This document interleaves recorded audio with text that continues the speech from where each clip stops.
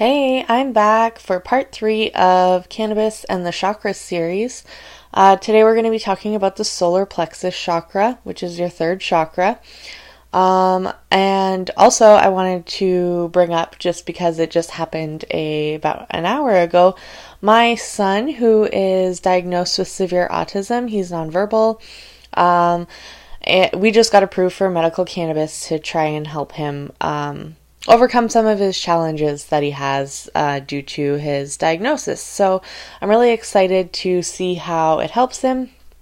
I was giving him CBD oil in the past, and we did see some pretty awesome changes in him. Like, he was sleeping better, less aggressive, calmer. He wasn't getting into as much trouble. But being in Canada, the laws are kind of sticky when it comes to cannabis and children and things like that. So I didn't feel comfortable giving it to him for a period of time because I was worried about, the stigma and the basically I was just worried that I was going to get in trouble for giving him CBD oil. And at first it was CBD derived from hemp, because I was promoting CBD, which is fine. I no longer do that anymore, just because, like I said, I'm in Canada, the laws are strict, and legally I'm not allowed to anymore. So now I'm just educating on cannabis and spirituality, and I want to be soon taking on clients for different types of things. So what I'm trying to get at is, I didn't feel comfortable sharing publicly our journey with cannabis until I had my butt covered when it comes to the law. So yeah, I just wanted to bring that up because I'm really excited to get him back on the CBD oil. He's in school now, so it'll be interesting to kind of keep track and have his teachers help us keep track of different progress he's making as we start this adventure up again. And I'm really excited to do that. Alright, so let's get into the solar plexus. So, like I said, the solar plexus is our third chakra. It is associated with the color yellow, and this is where all of your personal power comes from. So, your confidence, the ability to shine your light, your mental agility, and kind of just being yourself and like stepping into your power, no longer being a victim, in control of your life. That all stems from this chakra. So it's a very powerful chakra, and it's even better when you have a solid foundation with your root and your sacral chakra, and then build up to your solar plexus to get them all flowing in sync. And that is where a lot of your power and ability to manifest comes from. It's really powerful when you can tap into these different energy centers in your body, and it's kind of disappointing that we're not taught this kind of stuff, growing up as children in school and stuff, or at least this was never even touched on, because, that's not the way they want us to live our life. So I find it interesting when we can kind of just like have the tools to be able to take care of ourselves on an energetic level, not just, eating healthy and, mindset stuff. This is actually like consciously focusing on those energy centers in your body to create change and, get healthier in all aspects of your life. So I'm excited to share all of these with you. So, there are some things that might have happened in your life that now led up to you having a blocked solar plexus. So things like habits and mindsets can really affect your energy centers. So any traumatic experiences, like I've mentioned before, mental, physical, or emotional abuse. If you had really strict parents and authority figures in your life that kind of stifled you down and you felt kind of powerless around them, that can contribute to a blockage in your solar plexus. Also, if you grew up being conditioned with limiting beliefs and ideologies and things like that through either your religion or just like your traditions and social, just the people you spent time with will inflict those beliefs on you as a child. So if you picked any of those up and they're limiting, it could really be blocking your solar plexus as well. So I'm going to go through a couple signs of an unhealthy solar plexus and keep in mind there is a deficient side and an excessive side to this too. So you can be like overcharged or undercharged. So we'll go through the deficient. Signs that you have a deficient solar plexus is if you're always feeling fatigued and lazy, you're just always tired, you don't have much motivation or willpower to do anything, that could be a sign of a deficient solar plexus, and I'm guilty of that. I go through, I notice there's certain periods in my cycle that I am very lethargic and I don't really want to do anything, and I'm guessing that stems from my solar plexus because, it inhibits me sometimes from getting things I need to do done. So that's when you got to tap into your solar plexus and get that willpower and self-confidence back. Yours could be deficient if you feel powerless and weak, feels like you're not in control of your life, if you have really low self-confidence and you're always seeking approval, kind of people-pleasing. You feel energetically numb, like I said, like kind of lethargic, no energy, and sluggish. Those are all signs of a deficient solar plexus. And if you have an excessive solar plexus, this is when you're going to have problems with like addictions. I mean, both sides can have addictions as well, but you overindulge in things like food or drink, stuff like that. If you find yourself manipulating others to get what you want, or if you could be kind of a bully and over-domineering of others, that's also a sign that you have an excessive solar plexus. Those with inflated egos also are excessive. And if they're kind of manic and energetically aggressive also, that being controlling, and they tend to fall back on numbing addictions. So that's all signs of an excessive solar plexus. So when you have a healthy solar plexus, you're going to feel confident and healthy. You're no longer struggling with like either end of the deficient or excessive solar plexus symptoms. You're no longer suffering from those. You are comfortable in your own skin. You trust your abilities, and you realize your power, that you have all the choices that you need to create something better for yourself. Like, you get to choose your mood, you get to choose your mindset and your dominant thoughts. Like, you are in control. And when you feel that power of being in control, it's actually quite exhilarating and exciting, and it makes you want to go out and get things done. And you'll have the energy and willpower to kind of create healthy boundaries and carry out your goals with enthusiasm. You'll feel energized and focused and empowered and in alignment. And that's what we all want, right? So that all starts in those first 3 chakras we talked about. And the solar plexus is a really powerful one. So if you have a deficient solar plexus, I'm going to give you some tips. Actually, first, let's go over the cannabis strain. So because like I said, this solar plexus is all about willpower and confidence and kind of like it's kind of an action, it puts you in action. So you want a really good productivity boosting strain. There's one called XJ13 or the sativa dominant green crack. Those 2 strains and any similar to it with similar terpene profiles and stuff like that would be really good for working with your solar plexus because it puts you in that energized and ready to go type of mood.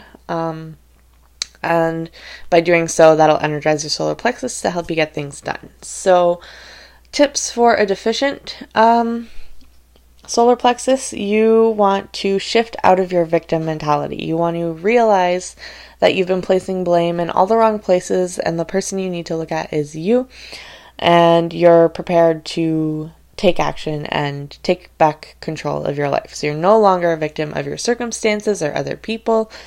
You're only a victim to the choices that you make. So another good thing too is to break up your routine. If you notice yourself being lazy and fatigued and sluggish, you have to switch it up a little bit and go do something that you would normally do, even if that's just going to a different grocery store than you normally do when you're going to pick up your groceries on a Saturday like you always do. You know what I mean? Any little shift and change, or let's say you go for a walk in the evenings, take a different route next time instead of doing the same thing. It helps just, shake up the energy a little bit and create some fresh, it's just fresh and new, and it creates better room for more to come in. So you also want to engage your willpower and set goals. You want to actually set a goal for yourself. If you haven't accomplished anything in a little while, it's definitely time to even if it's just to read a book for half an hour a day. That is a goal. Do it and get it done, and it'll help you feel energized and move on to the next goal, and so on until you get a bunch of things that you want done accomplished. And you can even make a list of 10 things that you want to do and knock those things off your list, and you'll feel very empowered after. Okay, so there's also some tips specifically for an excessive solar plexus. So if you notice yourself, you're being overbearing and your energy is super high and kind of manic, it's really important to take a few moments to just sit and be aware of your breath, and just, take a breath before you react, or when you realize you're kind of dominating someone else. It's good to just take a step back and become aware of it. And that's from that mindful state, you'll be able to make the choice to, calm down and step back a little bit. And you also want to try and let go of any unhealthy attachments. We all have our fair share. I'm a coffee addict. I just quit smoking, but I'm using a vaporizer, so I'm still on this. It's still a bad habit, you know what I mean? But, it's just making those changes to let them go and realize they don't have any power over you anymore. There's also tips that could go well for either the deficient or excessive ends of a blocked solar plexus. Sorry, I'm stumbling on my words again. Okay, so when you're just focusing generally on your solar plexus, affirm "I can" and insert whatever you want to do. So for me, I can record this video. For me, I can, just I can. You can. If you put your mind to it, you can. So just start affirming that to yourself whenever you set a new goal or are working on something. And also another affirmation that is really good is "I have the power." And insert whatever you want behind that too. So I have the power to create the life I love. You can put anything after there. Another thing too is sunshine. The solar plexus is yellow. It is, it's radiating sun. So soak up some vitamin D. Very important when working on your solar plexus. You also want to start kind of exploring the different resistances you have in your life. What's your biggest resistance? Is it money? Is it success? Is it whatever it is for you? You want to start kind of digging deep and exploring and figuring out the root cause of that resistance and trying to work around and figuring out how to let that go. Also, there's some things you can eat that can help promote a healthy sacral chakra. Solar plexus. I apologize if I called it a sacral chakra. I've been doing that all day. I don't know why I'm mixing them up. So yeah, like I said, there's some things you could eat for your solar plexus. There's things like whole grains, rice, and rye, which are very good for the solar plexus. Things like chickpeas and different spices like turmeric and ginger or cumin. And yellow fruit and vegetables like lemons, bananas, pineapples, yellow peppers, stuff like that. So just anything that has the color will be fine to try and incorporate it, as long as it's healthy, like a natural, from the ground, a fruit, vegetable type thing. Also, there's a few crystals you could use, which one of them is tiger eye. I have a couple pieces. So this can help. You could carry them around in your pocket. You could put them in your palms and meditate. I actually have two, so you can meditate with them. I like to carry these in my pocket, and I always feel super powerful with that. I also said these could be good with the root chakra, which possibly, but I'm not 100% sure on that. But definitely good for the solar plexus. They're just really pretty. Okay, and also citrine also is good for power. It's also very good for abundance.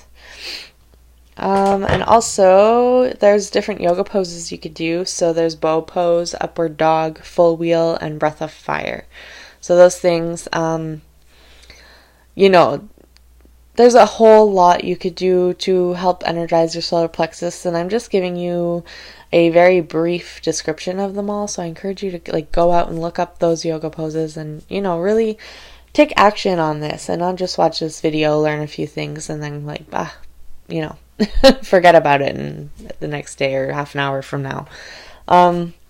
So yeah, actually take action. There's different scents you could use too. I have an incense pack for each of the chakras, so it's really easy to do the aromatherapy part. But anything like essential oils, like with black pepper, cinnamon, rosemary, cypress, clove, or sandalwood. And I believe this incense is sandalwood. It actually smells really good. I'm actually going to light some.